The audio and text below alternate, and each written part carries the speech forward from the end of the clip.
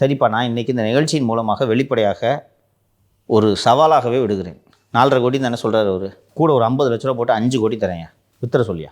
நான் அண்ணாமலை நேர்மையான ஆளுன்னு ஒத்துக்கிறேன். அதே 14 ஏக்கர் இக்கரை பொலுவாம்பட்டியில் அந்த 1200 பாக்கு மரம் 600 தென்னை மரத்தோட நான் இந்த நிகழ்ச்சி மூலமாக சவாலாக விடுறேன். 4.5 கோடிக்கு தானே வாங்கியிருக்காரு.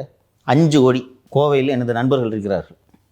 நான் சொல்லி நிறைய எனக்கு தெரிஞ்ச தொழிலதிபர்கள் இருக்காங்க, வாங்கிக்க சொல்கிறேன். 6 கோடி கூட கொடுக்க ரெடியாக இருக்காங்க. அதான் 40 கோடின்றீங்களே மதிப்பு. அவர் என்ன சொல்கிறாரு? நான் அந்த ரேட்டு தான். அவர் என்ன சொன்னார்? 40 கோடிக்குன்றது என்ன சொன்னார்? அது தவறு. நானே கூட ரேட்டுக்கு தான் நான் வாங்கியிருக்கேன். ஜூலை மாதம் ரெஜிஸ்டர் பண்ண ஒரு ப்ராப்பர்ட்டி ஒரே மாதத்தில் கைமாற்றி விடுறதுக்கு 50 லட்சம் லாபம்னா அது ஒன்றும் மோசமான வியாபாரம் இல்லைல்ல. 1 கோடியை தரேன்ப்பா, 5.5 கோடிப்பா.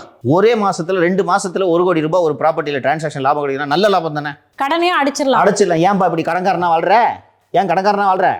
கடன் அடிச்சுட்டு சந்தோஷமாக வாழு. இல்லை, அந்த 5.5 கோடியில் 2 குழந்தைகள்னு நினைக்கிறேன் அவருக்கு. 2 குழந்தைங்க பேர்லையும் 2 கோடி எஃப்டியாக போட்டு விடு. அந்த குழந்தைகளோட எதிர்காலம் பிரகாசமாக இருக்கும். கரெக்டாக பண்ணிவிடுங்க. அப்படியார் உங்களை கடன்காரன் அவங்க சொன்னது? இந்த மாதிரி எந்த பொய்யை சொன்னாலும் நம்புறதுக்கு நம்மளாம் என்ன வார் ரூம்ல வேலை செஞ்சுட்ருக்கான்.